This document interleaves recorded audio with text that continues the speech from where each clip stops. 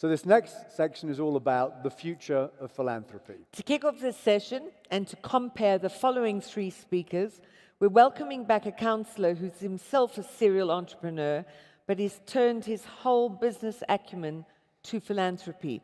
His Epic Foundation is aiming to become the world's most efficient charity and is aimed at helping children and young people. He's been named one of New York's top philanthropists under 40. We also congratulate him on his recent success in being appointed Chair of Sport and Society for the Paris 2024 Olympic and Paralympic Games bid. I'm so jealous. Please welcome Alexandre Mars.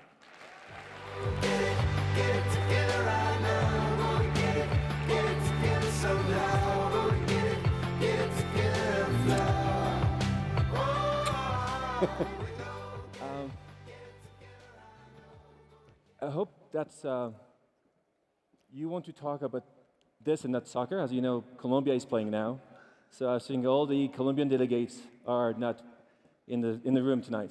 No, They are here. Some are here. Who's Nice. from Colombia? I like that. Oh, you're Thank the you. best. You're Thank the you. best. I'm impressed. But what's the score? I think 0-0, right? I think it's, yes, you know the score. That's good. That's good. So I want to share our vision with you. It's a vision where, can I get the slide? It's a vision where giving will become the norm. And this is interesting to understand. Understand the structure of the giving. How people do give. How do you give? How do we give? First, religions. So most of the time, we have to give. It's part of a religion. And any religions. The Catholics have the tithe. The Jews, they have the zakat, the tzedakah. The Muslims, they have the zakat. It means that at the core of every single religion, helping the poor, helping the needy is there. But, you know, religion giving keeps falling. So now, it's not where people give the most. Then, if we go back in the 20th century, governments start saying, it's on me. It should be me doing the work. I should build this social safety net, right? And they are doing it at the best they can do. But as you know, if you look at the evolution of debt of those states, it's hard. Basically, they cannot do more. So, who is after? Who can do stuff? Who can help giving? Us. Businesses, corporations, civil society. That's where we are now. Question, we need some interaction, right? Because it's pretty late. One question for you. Can you raise your hand if you own an Apple product? iPhone, iPad, iPod. Huh. Oh, no, what? Oh, no. An Apple product. You've got Matt, one. skates, boom, done. Okay, another question. Do you know how much profit Apple made last year? Anyone? A lot? Too much? No. Number, guys. I need a number. 100 billion. 45 billion. $45 billion of dollars. I'm not here saying it's not good. I'm here saying something different. I'm here saying that if you don't share more of your success, then you're in trouble. Because your generation doesn't accept this anymore. That's pretty cool, I think. Because we cannot accept this, because that's a world where we need to give. Why I'm here tonight is giving you solutions, trying to help you find ways to leverage your success. Because here, I'm not saying that you don't have to be successful. I'm not saying that it's not good to be successful. No, I'm just saying be successful, please, but share your success with the people who are in need. That's what I'm saying. Right? Thank you. So, let me take a pause. Giving you just a personal story. My daughter, she's 6. She lost a first tooth a few months back. The tooth fairy came over, put $2 under the pillow. The following morning, she's 6. She came over. She handed the $2 to me. She said, Dad, that is for the kids you're helping around the world. What's fun? Yeah. What? Thank you for. What's fun about this? What's fun about this? At 6, you are pure, right? You know, you're able to give 100% of what you own in a heartbeat. It's normal that after you change. But the truth is, with your generation, you are like this. You're like my daughter. So we know we love numbers. Let's take this one. 20% of the undergrads at Stanford want to work in the social economy. 5 years ago, 0. And that's the same in Colombia, it's the same in Paris, it's the same in Malaysia. Everywhere. You want to do something different sometimes. Another number, and that's something I'm sure you will relate pretty well. That's why you're here at 1 Year World. 80% of you want to care, you want to work for an organization that cares about the society. Interestingly enough, when you talk to those Fortune 500, and I like them, but when you go during your interview process, the second question this year, or the third, is no longer the size of your office, is no longer if you will share the office with someone. It will be purpose. It will be what those organizations will do with your success. So David and me, we were just the me generation. It was all about us. It was the generation me, myself, and I. That was this generation. Your generation is different. You are the we generation. It's all about sharing. You want to share. You want to care. You want to do good. That's the purpose now. Purpose is a new currency. It's no longer the dollar. It's no longer the euros. It's purpose. That's your currency. And that's, I think, what is more important today.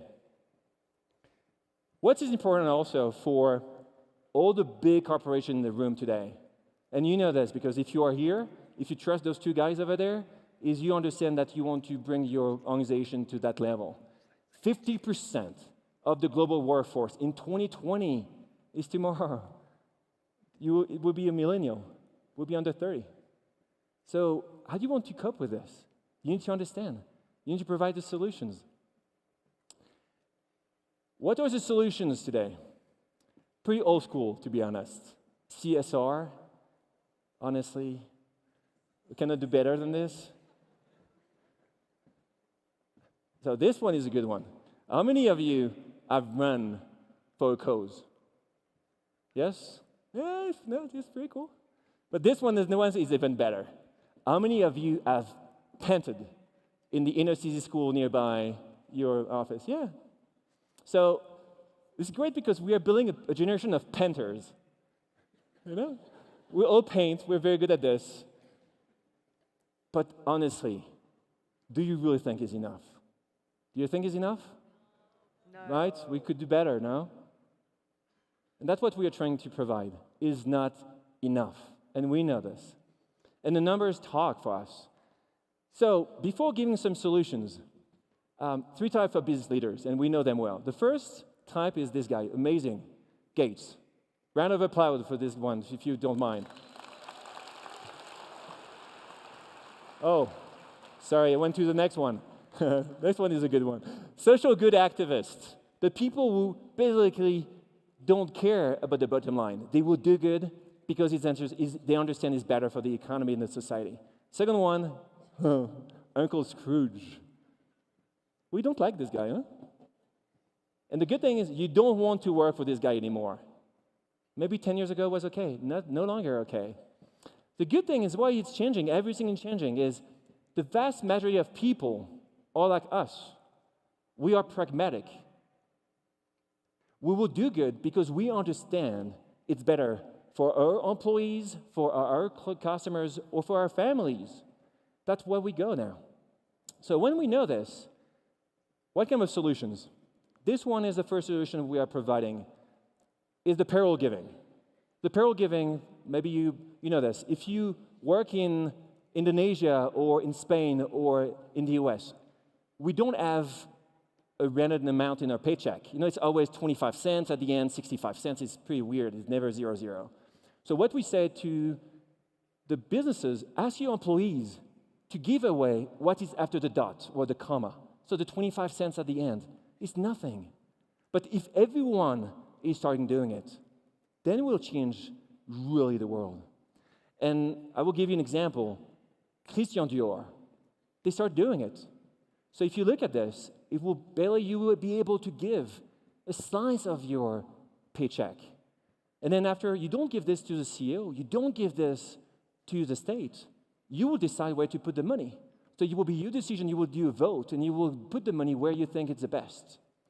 And that's our goal. And why it works? It works because it's painless, because it's systematic, and because it's optional. We're not forcing you guys doing it. Another example, the transactional giving.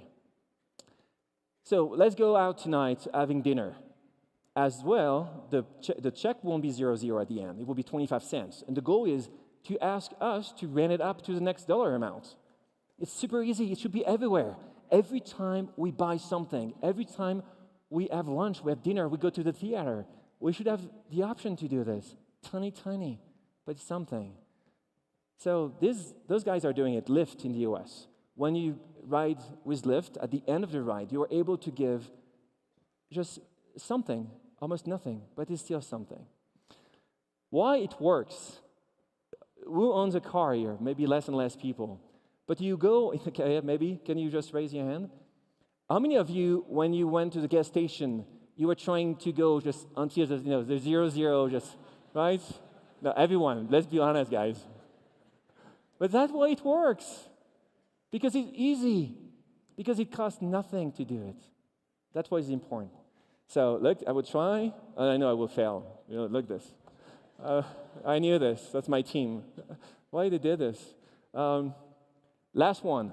Some of you maybe want to become entrepreneurs. I won't ask the question because you are with maybe, you put bosses here, or I don't know. So, no question about this. But some of you want to become entrepreneurs. And some of them are coming to see us saying, I want to be part of the EPIC movement. How can I be part of it? And I don't make money. That's fine. Pledge your shares.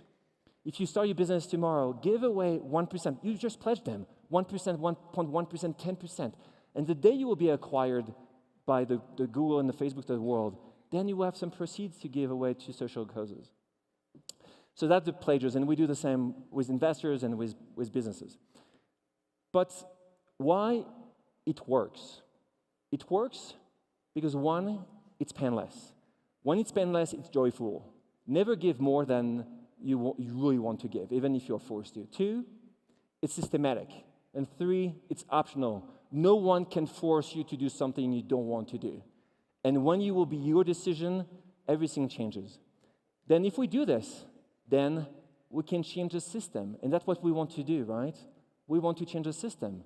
And then it's a systematic change. That's what we do at EPIC. We want to build a society where giving is becoming a norm. So that's what we want to do. And just before, and I know it's the end of my presentation, join EPIC for sure. But what we are asking you guys is on Monday, when you are back at in your places in your home, go and see your HR. Go and see your CEO. Go and see your chief operating officer. Go and see your bosses and ask them to implement the payroll giving, the transactional giving, because it's on us to change the society. Thank you very much.